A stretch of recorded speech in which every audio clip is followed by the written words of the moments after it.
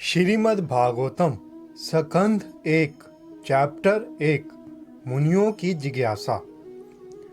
जय श्री कृष्ण दोस्तों। भागवत कथा पढ़ने और सुनने का मुख्य उद्देश्य भगवान को प्राप्त करना है, लेकिन इसको सुनने से आपको कुछ और भी फायदे मिलते हैं, जैसे कि इससे संशय दूर होते हैं और शांति वह मुक्ति मिलती है। श्रीमद् भागवत कथा सुनना और सुनाना दोनों ही मुक्तिदायिनी हैं तथा आत्मा को मुक्ति का मार्ग दिखाती हैं। श्रीमद् भागवत कथा का श्रवण मनुष्य जीवन को सार्थक बनाती है। जन्म तो हर प्राणी एवं मनुष्य लेता है, लेकिन उसे अपने जीवन का अर्थ बोध नहीं होता है। बाल्यावस्था से लेकर मृत्यु तक वह सांसारिक गतिविधियों में ही लिप्त होकर इस अमूल्य जीवन को नश्वर बना देता है। श्रीमद् भागवत ऐसी कथा है जो जीवन के उद्देश्य एवं दिशा को दर्शाती है। भागवत को सुनने से पाप नष्ट होता है। भागवत कथा का आयोजन करने तथा सुनने के अनेक लाभ हैं। इसे आयोजित कराने तथा सुनने वाले व्यक्तियों के परिवारों के पितरों को शांति और मुक्ति मिलती है। इसे सुनने के क्रम में आत्मिक ज्ञान की प्राप्ति करते हुए आप सांसारिक दुखों से निकल पाते हैं, मनोकामना पूर्ति होती है। भागवत पुराण को मुक्ति का ग्रंथ कहा जाता है।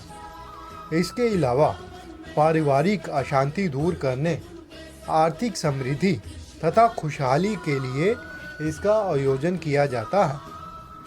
भागवत का सत्य तीनों प्रकार के दुखों को समूल नष्ट करने वाला है। भागवत से हमें यह पता चलता है कि हमें जीवन कैसे जीना है। भागवत सारे वेदों, उपनिषदों और ग्रंथों का सार है। सारे ग्रंथों का निचोड़ है भागवत, जिसे सूत गोस्वामी जी ने नैमिषारण्य के जंगलों में 1000 वर्षों तक चलने वाले यज्ञ के दौरान कहा।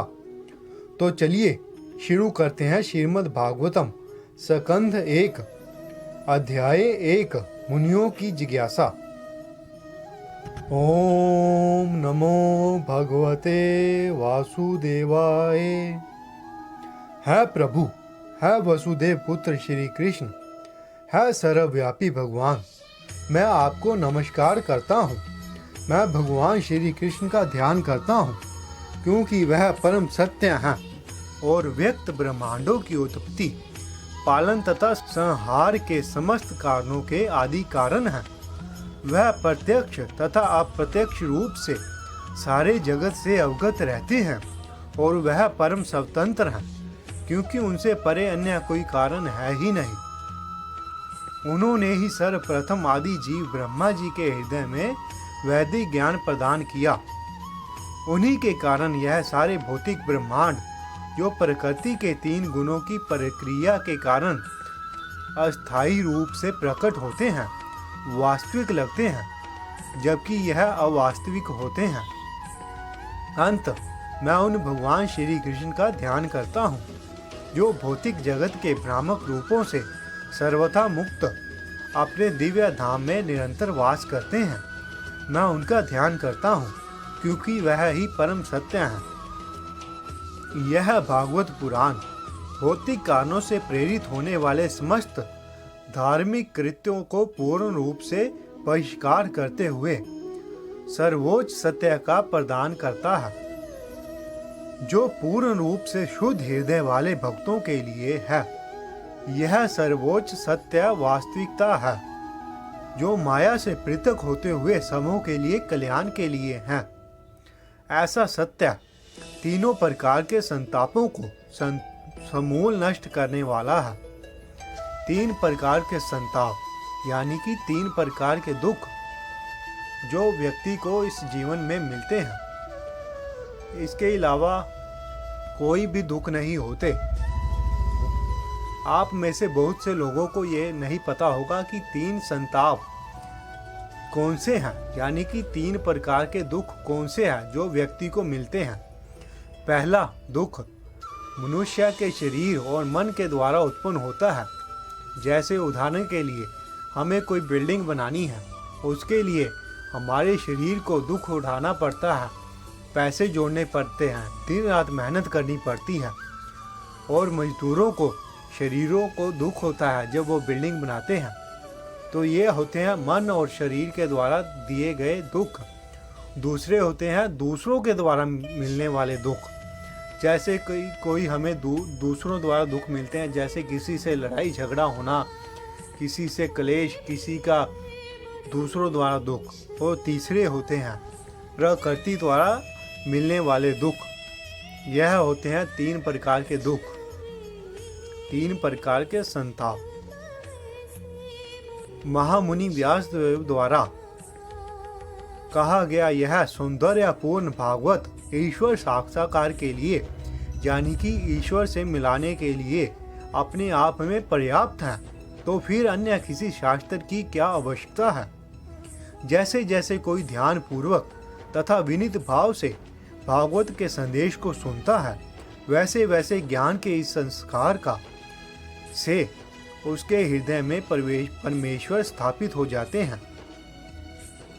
वैदिक साहित्य रूपी कल्प वृक्ष के इस पक्व फल श्रीमद् भागवत को जरा चखो तो यह श्री सुखदेव गोस्वामी के मुख से कहा हुआ है। अतएव यह और भी अधिक रुचिकर हो गया है। एक बार यहाँ से शुरू होता है श्रीमद् भागवत की कथा। एक बार नैमिषारण्य के वन में एक पवित्र स्थान पर शौनक आदि महान ऋषिगण भगवान तथा उनके भक्तों को प्रसन्न करने के लिए 1000 वर्षों तक चलने वाले यज्ञ को संपन्न करने के उद्देश्य से एकत्र हुए। एक दिन यज्ञ अग्नि जलाकर और शील सूत गोस्वामी जी को आदर पूर्वक आसन अर्पण करके ऋषियों ने सम्मान पूर्वक उनसे प्रश्न पूछे। मुनियों ने कहा, है पूज्य सूत गोस्वामी जी, आप समस्त प्रकार के पापों से पूर्ण रूप से मुक्त हैं। आप धार्मिक जीवन के लिए विख्यात समस्त शास्त्रों एवं पुराणों के साथ साथ इतिहासों में निपुण हैं, क्योंकि आपने समुचित निर्देशन में उन्हें पढ़ा है और उनकी व्याख्या भी की है सूत गोस्वामी जी, है सूत गोस्वामी जी, आप विद्वान एवं वेदांती होने के कारण ईश्वर के अवतार व्यास देव के ज्ञान से अवगत हैं और आप उन अन्य मुनियों को भी जानते हैं जो सभी प्रकार के भौतिक तथा आध्यात्मिक ज्ञान में उन्नत हैं। इससे भी अधिक क्योंकि आप विनीत हैं। विनीत मतलब विनम्रता से युक्त पुरुष। क्योंकि आप विनीत हैं, आपके गुरुओं ने एक सौम्य शिष्य जानकर आप पर सभी तरह से अनुग्रह किया है। अंत आप हमें वह सब बताएं जिसे आपने उनसे वैज्ञानिक ढंग से सीखा है। अतएव दीर्घायु की कृपा प्राप्त आप सरलता से समझ में आने वाली विधि से हमें समझाएं कि आपने जन साधारण के समग्र एवं परम कल्याण के लिए क्या निश्चय किया है विद्वान, कली के इस लोह युग में लोगों की आयु न्यून है, यानी कि बहुत कम है। वह झगड़ालू, आलसी, पथभ्रष्ट, अभागे होते हैं तथा साथ ही साथ सदैव विचलित रहते हैं। शास्त्रों के अनेक विभाग हैं, उन सब में अनेक नियमित कर्मों का उल्लेख है जिनके विभिन्न प्रभावों को वर्षों तक अध्ययन करने से ही सीखा जा सकता है। हमारे वेदों और शास्त्रों में अनेक नियमित कर्म लिखे हुए हैं, लेकिन उनको समझने के लिए बहुत से वर्षों तक उनका अध्ययन करना पड़ता है। अंत है साधु, कृपा आप इन समस्त शास्त्रों का सार चुनकर समस्त जीवों के कल्याण हेतु समझाएं, जिससे उस उपदेश से उनके हृदय पूरी तरह से तुष्ट हो जाएं। आप जानते हैं कि पूर्ण पुरुषोत्तम भगवान देवकी के गर्भ से वासुदेव के पुत्र रूप में किस प्रयोजन से प्रकट हुए। है सूत गोस्वामी जी, हम भगवान तथा उनके अवतारों के विषय में जानने के लिए उत्सुक हैं।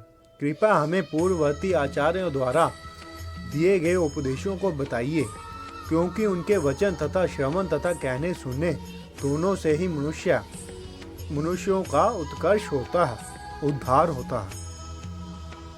जन्म तथा मृत्यु के जाल में उलझे हुए जीव यदि अनजाने में भी श्री कृष्ण के पवित्र नाम का उच्चारण करते हैं तो तुरंत मुक्त हो जाते हैं, क्योंकि साक्षात भय भी श्री कृष्ण जी से भयभीत रहता है सूत गोस्वामी जी, जिन महान ऋषियों ने पूर्ण रूप से भगवान के चरण कमलों की शरण ग्रहण कर ली है, वह अपने संपर्क में आने वाले को तुरंत पवित्र कर देते हैं, जबकि गंगा का जल दीर्घ काल तक, बहुत देर तक प्रयोग करने के बाद ही पवित्र कर पाता है।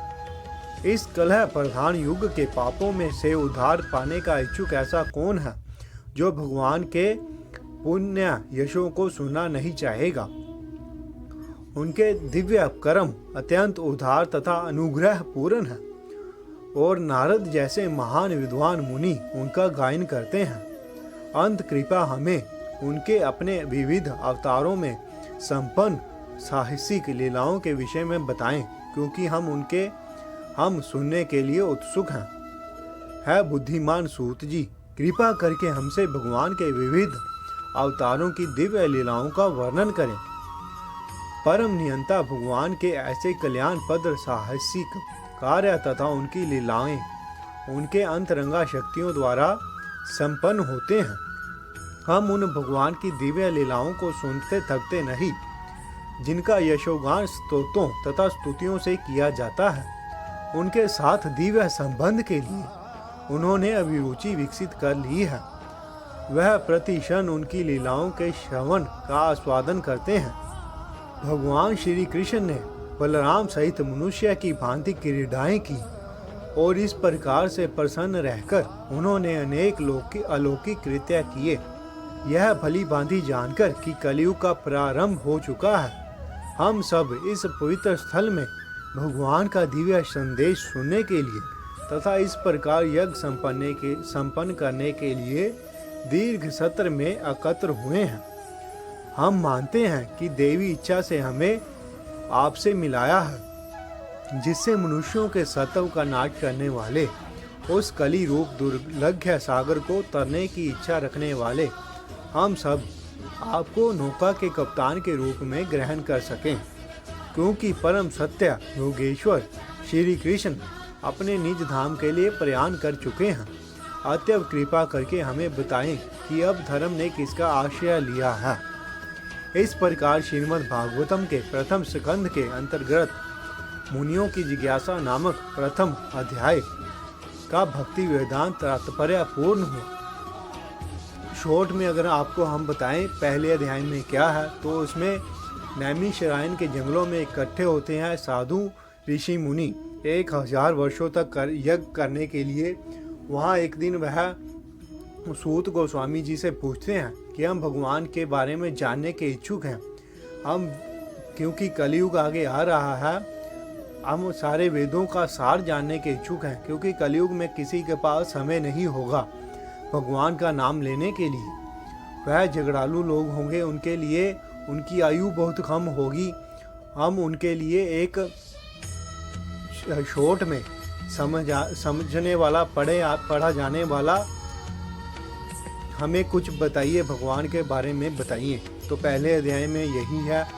वीडियो अच्छी लगी हो तो लाइक कीजिएगा, चैनल को सब्सक्राइब कीजिएगा और बेल को आइकन को दबा दीजिएगा ताकि आपको नई वीडियो तुरंत प्राप्त हो सके।